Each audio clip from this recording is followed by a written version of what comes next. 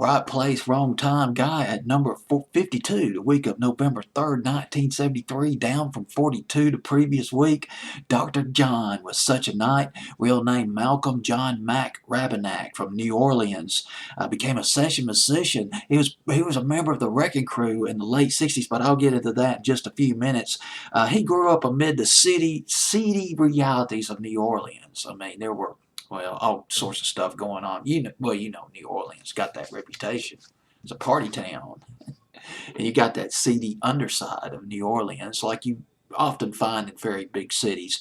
But he participated in some illegal behavior himself. Dr. John did. He sold narcotics in the 50s. Later became addicted to heroin. Didn't kick that addiction. Didn't kick that addict. I can't talk tonight. Didn't kick that addiction until the 80s. He also ran a brothel. I just found this stuff out. I couldn't imagine it. Dr. John ran a brothel back in the 50s. Later on, he got thrown in the slam. Federal prison for 2 years for drug charges. But when he was released in 1965, by 1966, he migrated to Los Angeles, became a member of the Wrecking Crew. John, he was an in-demand session musician. This guy was in music for years. He was almost sort of a music prodigy of sorts. Get this, by the time Dr. John was 16 years old, 16! I mean, how lucky can you get? He was hired by a guy named Johnny Vincent to be a producer at Ace Records in New Orleans. That's how talented this guy was.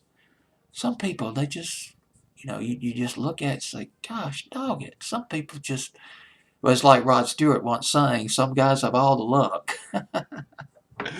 He worked with people like Earl King, and there was another guy that he worked with. I wrote his name down. Well, anyway, he was knee-deep into music, more than knee-deep into music.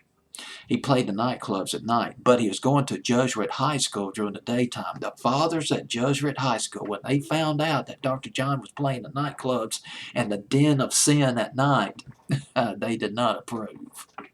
They were not happy about that. They gave Dr. John a choice.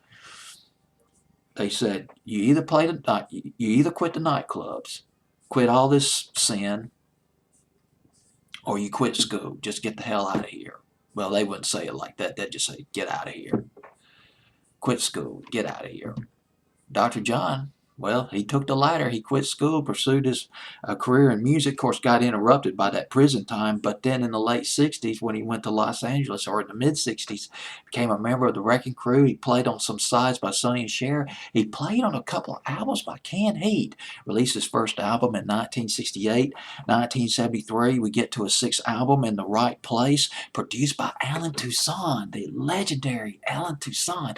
I just read, and this is ironic, just a couple hours ago I read he passed away just recently. The year that this video is being shot is in 2015. Allen Toussaint, the guy who wrote Mother-in-Law. He wrote Working in a Coal Mine by Lee Dorsey. Wrote Yes We Can, Pointer Sisters' first big hit. And the album got backing by the Meters, the group The Meters, also popular in the New Orleans scene back in the day, back in the 60s, even into probably the early 70s as well.